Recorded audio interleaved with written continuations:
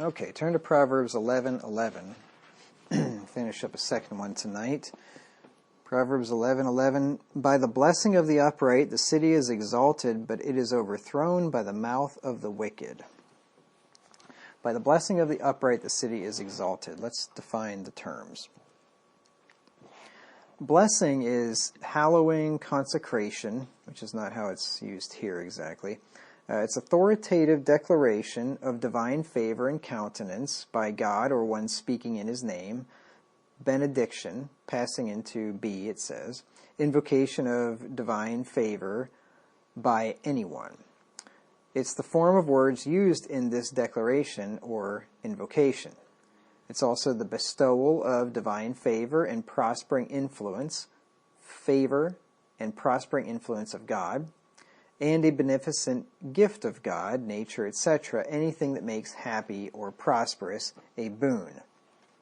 So it can be something that is spoken on somebody else, like a blessing when you bless them, or it can be the actual thing that comes as a result of that spoken blessing, that God then benefits you in some way.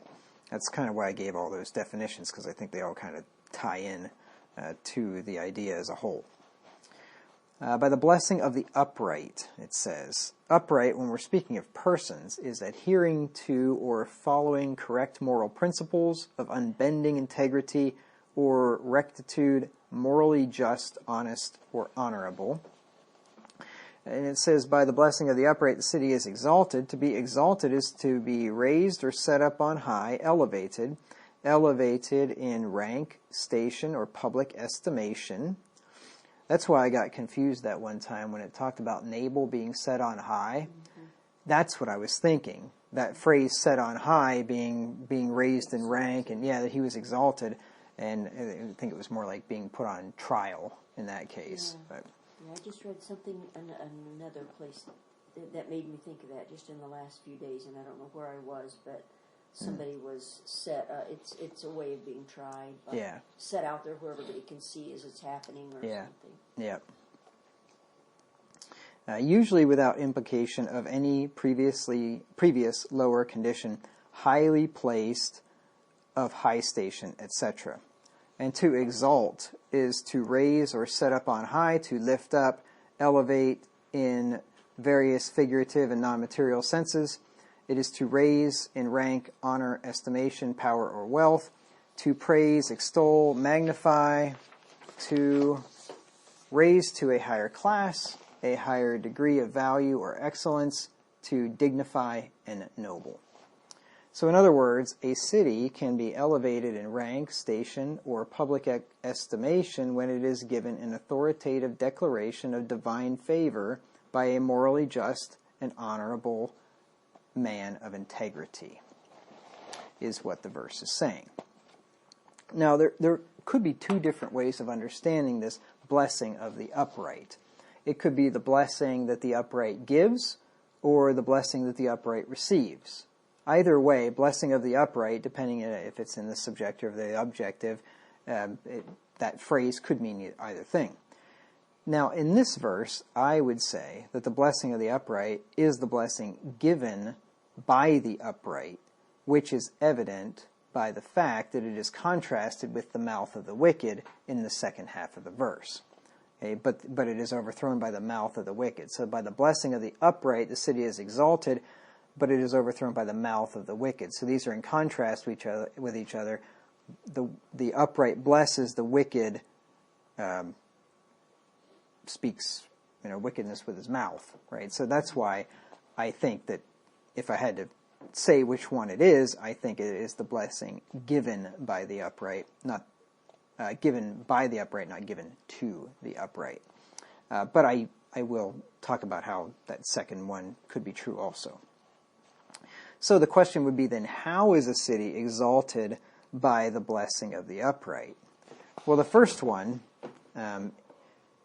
is that the city is blessed by God, and God is the upright. So by the blessing of the upright, God is the most upright, the city is exalted. When God blesses the city, being the most upright one, then that city is blessed, or is exalted. if you look at Psalm 33 and verse 12. A city or a nation whose God is the Lord is blessed by God. Psalm 33 and verse 12. Now, I don't think this is primarily referring to God doing the blessing. I think the upright is referring to a person here, but this certainly would apply, that God the most upright, when he blesses a city, it will be exalted. Psalm 33 and verse 12 says, "Blessed is the nation whose God is the Lord, and the people whom he hath chosen for his inheritance." So when a nation when God is a nation's God, they're blessed because he commands a blessing upon them, and he is the most upright. Psalm 25 and verse 8. "Good and upright is the Lord, therefore will he teach sinners in the way." So yes, God is the upright. That's true. That righteous nation or city will be exalted because God's blessing is upon it. I got a couple of verses for that in Proverbs 14 and verse 34. Proverbs 14:34 says, "Righteousness exalteth a nation, but sin is a reproach to any people." By the blessing of the upright, the city is exalted. Well, in this case, the nation is exalted because they're righteous. And when a nation's righteous, God blesses them, right? So that's why they're exalted. And then Psalm 144 and verse 15. Psalm 144 and verse 15. "Happy," which is a synonym of blessed, "happy is that people that is in such a case, yea, happy is that people whose God is the Lord." So that's one way in which the blessing of the upright, the city, can be exalted. But then also, a godly city will be exalted when an upright leader blesses it in the name of the Lord. If you turn over to Numbers, I'll just give you an example of this. Numbers 6:22 through 27. Here Moses blessed the nation of Israel, and when that righteous, upright man Moses blessed them, they were blessed. They were exalted. Numbers 6:22 through 27. "And the Lord spake unto Moses, saying, Speak unto Aaron and unto his sons, saying, On this wise ye shall bless the children of Israel, saying unto them, The Lord bless thee, and keep thee. The Lord make his face to shine upon thee, and be gracious unto thee. The Lord lift up his countenance upon thee, and give thee peace. And they shall put my name upon the children of Israel, and I will bless them." So there's a blessing of the upright. Moses and Aaron, they blessed the people of Israel, and because they blessed them and pronounced that blessing on them in the name of the Lord blessed them. So that nation was exalted because righteous, upright people blessed them in the name of the Lord. Now, I was trying to think of examples, and I thought of one example of a city that was exalted because of the blessing of the upright, and that was in the story that Solomon told in Ecclesiastes 9:13 through 18. Now, there may be other examples, and I just didn't think of them, but this is one that I could think of anyway. In Ecclesiastes 9:13 through 18, you've probably read this story before. It says, "This wisdom have I seen also under the sun, and it seemed great unto me. There was a little city, and a few men within it, and there came a great king against it, and besieged it, and built great bulwarks against it.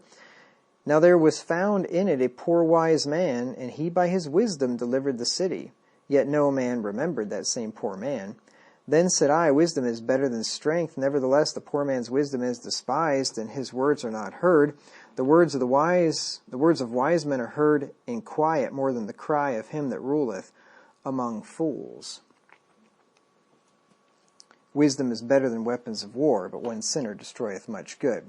Now, of course, he wasn't valued for what he did, but my point is, he, through his wisdom, delivered the city. He delivered them. So the city was exalted in that sense anyway. It was raised up, lifted up, right? They were victorious over their enemies. And his wisdom was a type of blessing. He obviously used his wisdom and blessed the city with his wisdom, and therefore the city was exalted. So that was one example I could think of anyway. And then there's also the other way that this phrase, the blessing of the upright, can be understood, and that is that a city could be exalted because of righteous men within it who are blessed by God for their uprightness. So you have righteous men in a city, they're living righteously, and God blesses the whole city and exalts the whole city because of what these righteous men are doing. You could understand it that way as well. Proverbs 10 and verse 6, which we looked at a while back. Proverbs 10:6 says, Blessings are upon the head of the just, but violence covereth the mouth of the wicked. So the blessings come on the head of the just, and they also can spill over to the people of his city. Lot can be blessed because of Abraham and things like that. I'm going to read Henry's comment here again. I thought this was pretty good. He likewise shows that this would work both ways, the blessing of the upright being the blessing that the upright give, or the blessing that is given to them, either one. He says, by the blessing of the upright, the blessings with which they are blessed, which enlarge their sphere of usefulness, by the blessings with which they bless their neighbors, their advice, their example, their prayers, and all the instances of their serviceableness to the public interest, by the blessings with which God blesses others for their sake. By these the city is exalted and made more comfortable to the inhabitants and more considerable among its neighbors. So, I think he's right. I think it could be any one of those things. That the blessing that comes to them because of their righteousness, and the blessings that they bless others with their advice and their prayers and so on, or the blessings that come upon others for their sake, because God blesses all around them. I think all of those things are examples of how this proverb could be understood. And then the second half of the proverb. But it is overthrown by the mouth of the wicked. That is, the city is overthrown by the mouth of the wicked. Overthrown means thrown over on its side, face, or upper surface, upset, overcome, vanquished, demolished. To overthrow means to throw a person or thing over upon its side or upper surface, to upset, overturn, to knock a structure down, and so demolish it. Figuratively, it's to cast down from a position of prosperity or power, to defeat, overcome, vanquish, to ruin, destroy, or reduce to impotence.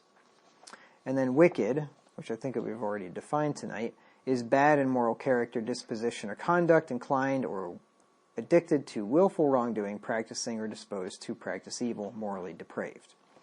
So in other words, an evil and morally depraved man, through his words, can cause the ruin and destruction of a city. There's a lot of power in the tongue. They say the pen is mightier than the sword. Same thing. You can, with your words, you can destroy a lot of good. And there's a verse for that. We'll get to that here in a little bit. Just an example: Haman's mouth would have overthrown the cities of the Jews had God not intervened and turned things around and gave the Jews the right of self-defense and changed the king's mind and all that. But Haman's words would have destroyed the city, would have overthrown it. And I'm not going to read those verses. We've been over them before in Esther 3, 8 through 15, and then Esther 9 and verse 2. This is the verse that I just mentioned. We just read it, and I just alluded to it again in Ecclesiastes 9:18, that one sinner with a wicked mouth can destroy much good. Ecclesiastes 9:18, wisdom is better than weapons of war, but one sinner destroyeth much good. I imagine there's been many a church that have been destroyed by one sinner. One mouthy guy, one guy that was whispering and backbiting and politicking and just ended up ruining the whole thing. it happens. I mean, how many times, I always like military examples, but how many times in the Army does the whole platoon end up doing push-ups because of one knucklehead that can't shut his mouth, right? One sinner destroyeth much good. It says in Proverbs 29 and verse 18 that scornful men bring a city into a snare. Proverbs 29 and verse 8. Scornful men bring a city into a snare, but wise men turn away wrath. Now, how do the scornful men bring a city into a snare? What do scorners do? They scoff, they scorn, they contradict and have froward mouths. I mean, it's their mouth is what's causing the trouble, in most cases anyway. And then just the tongue in general just has the power to destroy, whether it's individuals, oneself, or whole cities. The tongue can set on fire a course of events that can wreak much havoc. James 3 and verse 6, it says, "The tongue is a fire, a world of iniquity. So is the tongue among our members, that it defileth the whole body, and setteth on fire the course of nature, and it is set on fire of hell." Now, I mean, I realize this is speaking figuratively, but how many tongues have set cities on fire? You think about it with these riots. Mm-hmm. What does it start out with? Some guy saying, "Burn it down," just his mouth. And cities have been burned down because of wicked people's mouths.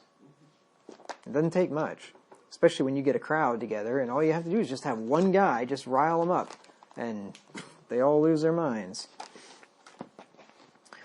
And I'll end here with another Henry quote on this verse.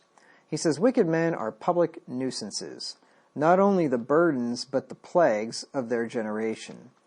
The city is overthrown by the mouth of the wicked, whose evil communications corrupt good manners, are enough to debauch a town, to ruin virtue in it, and bring down the judgments of God upon it."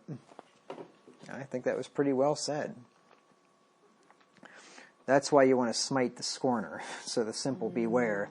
It's just like in school. You have the substitute teacher, and all it takes is one kid to mouth off, and that teacher doesn't put the kibosh on that immediately, and